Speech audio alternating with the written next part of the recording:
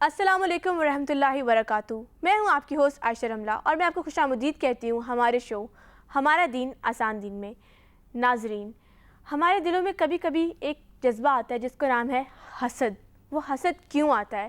Psychology یہ کہتی ہے کہ بہت ساری وجوہات ہوتی ہیں جس کی وجہ سے ہم لوگوں سے جلن محسوس کرتے ہیں، حسد محسوس کرتے ہیں. اس کی سب سے ٹاپ وجہ پیسہ ہے. اگر ہمارے جاننے والوں عزیز و اقارب کے اندر کسی کے پاس پیسہ ہو جو ہم سے زیادہ ہو تو ہم حسد محسوس کرتے ہیں. اس کی دوسری وجہ ہے ریلیشن شپ سٹیٹس. اگر ہم سنگل ہیں یا ہمارے گھر میں سکون نہیں ہے، ہو سکتا ہے کہ آپ ڈائیورسی ہیں، یہ بھی ہو سکتا ہے کہ شاید آپ جس گھر میں ہیں وہاں پہ آپ کے اپنے شوہر سے بن نہیں رہی ہے اور آپ کی کسی دوست کی بن رہی ہے. انفیکٹ آپ کی بہن جب بھائی کی بن رہی ہے تو اس سے بھی آپ پرابلم محسوس کرتے ہیں. انفیکٹ کاؤنسلرز کہتے ہیں کہ کاؤچ پہ ہم نے اپنے سامنے اتنے ڈپریشن زیادہ لوگوں کو دیکھا ہے جو آ کے یہ بات کہتے ہیں کہ ہمیں پرابلم یہ ہے کہ وہ کیسے خوش ہے، اس کی زندگی میں تو اسپاؤز ہے، کیا وہ مجھ سے بہتر ہے، کیا اس کے لکس مجھ سے بہتر ہیں، کیا وہ مجھ سے زیادہ اچھے طریقے سے بات کر سکتا ہے. کمپیریزنس کرتے ہیں اور لوگ باقاعدہ ڈپریشن میں چلے جاتے ہیں اس فیلنگ کی وجہ سے. تیسرا نمبر ہوتا ہے جناب پروفیشنل جیلسی کا. پروفیشنل جیلسی کہاں ہوتی ہے؟ اگر میرے کوئی دوست ہے، وہ سکسیزفل ہے، ہو سکتا ہے کہ مجھے اس سے پرابلم نہ ہو، لیکن اگر وہ میرے سیم فیلڈ میں ہے تو پرابلم ہے. میں ڈاکٹر ہوں، وہ ڈاکٹر ہے، وہ مجھ سے بڑا ڈاکٹر بن جائے، یہ نہیں ہو سکتا، یہ پرابلم ہو سکتا ہے. ویٹ، اگر کسی کو ویٹ کے اوپر کچھ باتیں سننی پڑیں، اسپیشلی خواتین کے اندر، کہ تمہارا ویٹ اتنا کیوں ہے، اس کا ویٹ اتنا کیوں ہے، تو وہ خاتون جو خواتین جن کا ویٹ ٹھیک ہے یا بیلنس ہے یا جن کی ڈائٹ اچھی ہے، وہ ان سے حسد محسوس کرنے لگ جاتی ہیں. اس کے بعد چلڈرن، اگر ہمارے بچے ہیں، کسی کے ہاں اولاد ہے، کسی کے ہاں اولاد نہیں ہے، کوئی صاحب اولاد نہیں ہے کسی وجہ سے، تو جن لوگوں کے ہاں بچے ہیں جب وہ ان کے گھروں میں جاتے ہیں تو جب وہ واپس آتے ہیں تو دل میں حسرت کے ساتھ ساتھ ایک اور جذبہ لیے ہوئے ہوتے ہیں، اور جناب وہ جذبہ حسد ہے. اس کے علاوہ ایک اور بہت بڑی حیرت ناک بات یہ ہے کہ ایک ریسرچ سامنے آئی ہے کہ سوشل میڈیا میں لوگ بہت حسد کرتے ہیں، پرٹیکولرلی فیس بک سے. کیونکہ فیس بک کے اوپر اکثر لوگ اپنی پکچرز لگاتے ہیں جب وہ اچھے اچھے ہانی مونس پہ گئے ہیں، بڑی فارن لوکیشنز ہیں، ان کی فیملیز ہیں، وہ ہنس رہے ہیں، وہ بول رہے ہیں، اپنے اسپاؤس کے ساتھ ہیں، اپنی فیملی کے ساتھ ہیں، بالکل ایک پرفیکٹ پکچر، پرفیکٹ امیج ہوتی ہے ان کی. فیس بک کو لوگ دیکھتے ہیں، جب ان پوسٹ کو دیکھتے ہیں، جب ان پکچرز کو دیکھتے ہیں تو ان کے دل میں حسد کا جذبہ اٹھتا ہے. تو جناب یہ جذبہ ہے کیا؟ یہ کیسے آیا انسان کے اندر؟ اس کو کیسے اوور کم کر سکتے ہیں؟ ان تمام اہم سوالوں کا جواب لیں گے ہم اپنی ایکسپرٹ سے. اور جیسے کہ آپ جانتے ہیں کہ وہ ایک کاؤنسلر ہیں، ایک موٹیویشنل اسپیکر ہیں، ایک ٹیچر ہیں، ایک ہوم میکر ہیں، تو ان سوالوں کا جواب ان سے بہتر ہمیں کوئی دے ہی نہیں سکتا. تو جی یاسمین، کیا حال ہے آپ کا؟ بالکل خیریت سے. یاسمین، میں آپ سے پوچھنا چاہوں گی کہ یہ حسد آخر ہے کیا؟ مجھے تو ایسے لگ رہا ہے کہ اس کے اندر جو وکٹم ہے اور جو کرنے والا ہے وہ دونوں ہی قصوروار ہیں، کیونکہ یہ ایک فیلنگ ہے جو انسان کے دل میں اٹھتی ہے. اینڈ اب اس کے اندر ایک چیز ہوتی ہے رشک اور ایک ہوتا ہے حسد. رشک جو ہے کہ اگر آپ نے کوئی اچھا کپڑا پہنا ہے اور میں آپ سے کہتی ہوں کہ آپ کا یہ کپڑا مجھے بہت اچھا لگا، آپ نے کہاں سے لیا، میں بھی لینا چاہتی ہوں، تو this is something that I want the same thing for myself and whatever you have I am appreciating it. تو that is a positive feeling. لیکن جب بات اس چیز پہ آ جاتی ہے کہ اس کے پاس یہ چیز کیوں ہے اور اس کے پاس نہ رہے اور میرے پاس آ جائے، تو یہ ایک جرم ہو جاتا ہے. اگرچہ کہ ہم اس جرم کی کوئی سزا تو نہیں دے سکتے، لیکن اس جرم کی سزا ایکچولی جو حسد کر رہا ہوتا ہے وہ خود ہی اپنے آپ کو دے رہا ہوتا ہے. کیونکہ آپ دیکھیں کہ اگر ہم حسد کو ڈسکرائب کریں تو ہم کہتے ہیں کہ حسد کی ایک آگ ہے، اور یہ آگ کہاں محسوس ہوتی ہے؟ سینے میں، دل میں.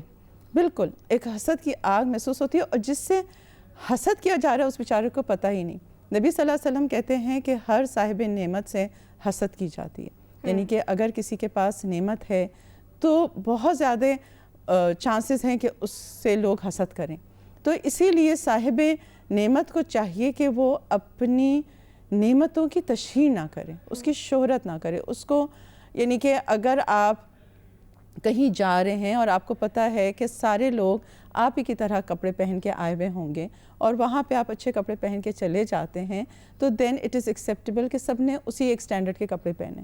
لیکن اگر آپ سوچتے ہیں کہ میں کسی ایسی جگہ جا رہی ہوں جہاں پہ لوگ سمپل ہیں یا انہوں نے اتنے ڈیکٹ اپ کپڑے نہیں پہنے ہوئے، اور آپ اس میں بہت ہائی فائی کپڑے یا بہت سٹائلش کپڑے پہن کے چلے جائیں گے، تو ایک تو آپ خود ہی آڈ ون آؤٹ لگیں گے. آپ پرومیننٹ ہوں گے بے شک۔ اور ہر بندہ آپ کے اوپر نظر اٹھا کے دیکھے گا. تو یہ تو آپ خود ہی چاہ رہے ہیں کہ ہمیں ایک مثال آتی ہے کہ آ بیل مجھے مار، کہ مجھے دیکھو اور میرے سے جیلس ہو.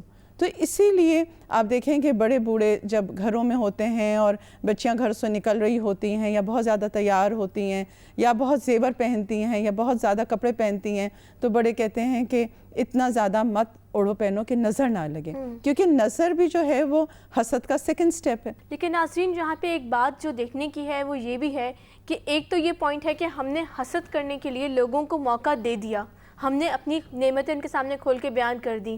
کئی بار کوئی لو پروفائل ہوتے ہیں جو لوگ اتنا ایکسپریس نہیں بھی کرتے، وہ بھی حسد کا شکار ہو جاتے ہیں. اس سے بچنے کا طریقہ کیا ہے یہ ہم ڈسکس کریں گے اس بریک کے بعد، تو ہمارے ساتھ رہیے گا. Let's take a break. Welcome back ناظرین، میں آپ کو دوبارہ اپنے شو ہمارا دین آسان دین میں خوش آمدید کہتی ہوں. ناظرین تو بریک پہ جانے سے پہلے ہم یہ ڈسکس کر رہے تھے کہ لوگوں سے حسد کس کس وجوہات کی بنا پر ہوتا ہے، کن کن وجوہات کی بنا پر ہوتا ہے. یہ بھی ہو سکتا ہے کہ کئی دفعہ ہم نے اپنی نعمتیں اتنی زیادہ دکھا دیں، ہم نے بتا دیا کہ جی میں بڑی خوش ہوں، میرا شوہر بڑا اچھا ہے، میرے بچے میرے بڑی عزت کرتے ہیں، گھر لیا ہے میں نے، نیا گھر لیا ہے. اچھا کتنے کا لیا؟ اتنے کا گھر لیا ہے، نئی گاڑی لی ہے، اب میں نے بیگز لیے ہیں، اب میں دبئی جا رہی ہوں شاپنگ کرنے کے لیے، تو اب میں تھائی لینڈ جا رہی ہوں چھٹیاں منانے کے لیے. یہ ہو سکتا ہے کہ میں نے کیا تو اس کے بعد مجھے لوگوں نے مجھ سے جیلس ہونا شروع کر دیا، لوگوں نے مجھے نظر لگا دی. ایک تو یہ سائڈ ہے اسٹوری کا. ایک اسٹوری کا سائڈ یہ بھی ہے کہ میں نے یہ سب نہیں کیا، لوگوں نے کہیں سے سن لیا، بعد میں سمجھ میں آ گئی، میں نے شو آف بالکل بھی نہیں کیا لیکن پھر بھی مجھے نظر لگ گئی. تو پھر اس کا کیا کیا جائے یاسمین؟ دیکھیں عائشہ، جو زیادہ تر حسد ہوتی ہے نا وہ قریبی لوگوں کی ہوتی ہے. یعنی کہ آپ دیکھیں کہ جو بہن بھائیوں کے اندر ہوتی ہے، جس سے کہتے ہیں ہم سبلنگ جیلسی، وہ بہت زیادہ ہوتی ہے. کیونکہ ہر بچہ چاہتا ہے کہ وہ ماں کے زیادہ قریب ہو یا ماں والدین کا زیادہ فیور حاصل کرے. اور اس میں یہ ہو جاتا ہے کہ کئی دفعہ اگر ماں باپ جو ہیں ایکول ڈسٹریبیوشن نہیں کرتے یا کسی ایک کو زیادہ پیار کرتے ہیں یا کسی ایک کو زیادہ فیور کرتے ہیں، تو اس میں بھی آپس کے اندر پھر ان کے اندر ایک جیلسی ہو جاتی ہے. تو اس لیے والدین کو بھی بہت اس چیز کو دیکھنا چاہیے کہ آپس میں بچوں کے اندر وہ جذبہ پیدا نہ ہو. تو اس کے لیے فیئر ڈیلنگ جو ہے نا لائف میں وہ بہت ضروری ہے. اور اسی لیے آپ دیکھیں کہ اللہ سبحانہ تعالیٰ ہم لوگوں کو یہ کہتا ہے کہ اگر سیب کے 4 ٹکڑے کرو تو برابر کے اپنی اولاد میں ڈسٹریبیوٹ کرو. اب ہم لوگ بھی ہیں کیونکہ کمزور ہیں، کہیں نہ کہیں ہمارا رجحان زیادہ ہو جاتا ہے، تو پھر آپس میں ان لوگوں کا ایک مسئلہ ہو جاتا ہے. زیادہ تر وراثت کے معاملے میں ایسا ہو جاتا ہے کہ کسی کو اگر زیادہ والدین چھوڑ گئے تو اس کے اندر بھی یعنی کہ وہ والدین کو بھی نہیں پتہ ہوتا اور وہ بعض وقت اپنی کسی فیوریٹ بچے کو زیادہ دے جاتے ہیں. تو یہ سب چیزیں یعنی کہ it's a cause and effect. لیکن اس میں ہر انسان کو دیکھنا چاہیے کہ اللہ نے اس کو کتنی نعمتیں دی ہیں. یعنی کہ اگر ہمیں یہ یقین ہے کہ دینے والا رب ہے اور وہی ہماری تمام نعمتوں کو پورا کرے گا، اور ہم بالکل مانگ سکتے ہیں کہ اللہ تعالیٰ اگر آپ نے اس کو وہ خیر و بھلائی دی ہے تو مجھے بھی وہ خیر و بھلائی دے دیں. اس کے بچے اچھے ہیں تو میرے بچے بھی اچھے ہو جائیں، وہ نیک ہیں تو میرے بھی نیک صالح بچے ہو جائیں، اس کی شادی ہو گئی ہے تو میری بھی شادی ہو جائے. تو اللہ سبحانہ تعالیٰ جب اس کو دے سکتا ہے تو ہمیں بھی دے سکتا ہے، اور دینے والا اللہ ہی کی ذات ہے. تو جتنا اللہ پر بھروسہ ہوگا، اللہ سے مانگیں گے، تو ہمیں پھر دوسروں کے پاس کیا ہے اس کی فکر نہیں رہے گی. لیکن ہمارا مسئلہ یہ ہے کہ جو چیزیں ہمارے پاس ہیں ہمیں وہ کبھی نظر نہیں آتی. ہمیشہ ہمیں لگتا ہے کہ ہمیں کم ملا. آپ اگر دیکھیں کہ اگر ایک شخص کے پاس سب کچھ بھی ہو اور وہ دوسرے نے ذرا سی بھی کوئی اچھی چیز پہنی ہو یا اس کو کوئی چیز مل جائے تو ہمیں وہ ایک دم سے کھٹکنے لگتی ہے. تو اپنے یہ جو سب دل کی بیماریاں ہیں نا، اس میں سب سے زیادہ ضروری ہے کہ اپنے دل کو صاف کیا جائے. کیونکہ دیکھیں جو دل ہے نا وہ بنا ہے اللہ کی محبت کے لیے. جب اس کے اندر حب مال اور حب جاہ، کسی کا اقتدار زیادہ ہے تو ہمیں اس سے جیلسی ہو جاتی ہے. کوئی ہم سے زیادہ مارکس لے لیتا ہے تو ہم یہ نہیں سوچتے کہ اگر اس کو مارکس زیادہ ملے تو ہم محنت زیادہ کریں. ہم کہتے ہیں کہ بس اب اگلی دفعہ کچھ ایسا ہو کہ وہ گر جائے. یاسمین اس حسد کی وجہ سے ہی نظر لگتا ہے لوگوں کو، نظر لگ جاتی ہے لوگوں کو؟ نہیں، ضروری نہیں ہے. کئی دفعہ جو ہے ماں کی نظر سب سے زیادہ اپنی اولاد کو لگتی ہے. نظر کی حقیقت ہے، بالکل ہے، برحق ہے، نظر برحق ہے. لیکن اس کے لیے بھی اللہ سبحانہ تعالیٰ نے ہمیں علاج بتایا ہے، اور حسد کا بھی ہمیں علاج بتایا کہ ہم دعائیں پڑھیں. اسی لیے جو صبح شام کی دعائیں ہیں اگر آپ اس پہ غور کریں تو باقاعدہ قل اعوذ بالفلق اور قل اعوذ برب الناس یہ خاص طور پر اترے ہی اسی لیے ہیں کہ ان کو ہم خود پڑھیں، اپنے بچوں پر پڑھ کے پھونکیں اور اپنے گھروں میں پڑھیں، تاکہ لوگوں کی نظروں سے بچیں. دیکھیں ہم یہ نہیں کہہ سکتے کہ ہمارا بچہ جو ہے وہ ایسے ماحول میں جائے کہ جہاں پہ کوئی پولوشن نہ ہو اور ہمارا بچہ کبھی بیمار نہ ہو, کیونکہ بچے جو ہیں وہ فضا میں جب جائیں گے تو پولوشن ہوگی. لیکن ہم نے کیا کرنا ہے, اپنی امیونٹی لیول بڑھانا ہے. جب ہم قرآن پڑھیں گے, ہم ذکر اذکار کریں گے, ہم صبح شام کی دعائیں کریں گے, تو اللہ سبحانہ تعالیٰ ہمارے گرد ایک شیلڈ بنا دے گا, جس کی وجہ سے یہ تمام نظریں اور حسد جو ہیں وہ ریفلیکٹ بیک ہو جائیں گی. لیکن جب ہم خود, ہمارا اللہ سے تعلق نہیں ہوگا اور ہم خود ایک کھلی ہوا میں آ جائیں گے, تو پھر تو نظریں جو ہیں وہ اس کو ہم ایک طرح سے اٹریکٹ کر رہے ہیں. تو یہ جو چیز ہے اس میں دونوں طرف کا ایک معاملہ ہے. اور ایک ہے یہ جو دنیا کا لالچ. آپ دیکھیں کہ پہلا جو قتل بھی ہوا تھا وہ اس کی جو مین وجہ تھی وہ کیا تھا؟ حسد. اور وہ کن میں تھا؟ دو بھائیوں میں تھا. آپ دیکھیں کہ جو شیطان ہے اس نے بھی انسان سے, ابن آدم سے حسد کیا. پھر اس کے بعد جو لالچ ہوتا ہے نا وہ انسان کو اندھا کر دیتا ہے, کیونکہ حسد کے ساتھ وہ کہتا ہے کہ مجھے یہ ساری چیزیں مجھے مل جائیں, اس کو ان ساری چیزوں کا لالچ آ جاتا ہے. تو کہیں یہ دو باتیں ایسے تو کنیکٹ نہیں ہوتی کہ جو حسد ہے وہ اونٹ کو ہانڈی میں پہنچا دیتا ہے, تو جب حسد ہوگا تو ہم اس کو کسی نہ کسی طرح تکلیف پہنچائیں گے, چوٹ پہنچائیں گے. بالکل یہی جو چیز ہے یہ سب سے ورسٹ ہے حسد کی, کہ جب ہم دوسرے کو نقصان دینا چاہیں, فزیکلی نقصان دینا چاہیں. حسد اور ایمان اکٹھے نہیں ہو سکتا. اور کہتے ہیں کہ جو حسد ہے وہ, حسد کی جو آگ ہے وہ ایسی ہے جیسے آگ لکڑیوں کو راکھ کر دیتی ہے. اب دیکھیں کہ ہم اتنی مشکل سے نیکیاں جمع کرتے ہیں, کتنا قطرہ قطرہ کر کے ہم کہیں قرآن پڑھتے ہیں, کہیں کوئی صدقہ دیتے ہیں, خیرات دیتے ہیں کہ ہمارے اعمال بڑھیں, لیکن ہم ایک دم سے پھر نیچے سے ٹیپ کھول دیتے ہیں کہ جو ہماری ساری نیکیاں جمع ہوئی ہوتی ہیں وہ ایسی ہوتی ہیں جس کی وجہ سے ہمارے دین کا صفایا ہو جاتا ہے اور وہ سب جو ہیں ضائع ہو جاتی ہیں. تو جیسے حسد کے بعد دوسرا سٹیپ نظر ہے, انہی باتوں سے ملتی ہوئی تیسری فیلنگ جو ہے اس کو کہتے ہیں لالچ. اب یہ لالچ کیا ہوتا ہے اور یہ انسان کے ساتھ کیا کرتا ہے اور اس کے ایفیکٹس کیا ہوتے ہیں, یہ ہم ڈسکس کریں گے اس بریک کے بعد. So let's take a short break.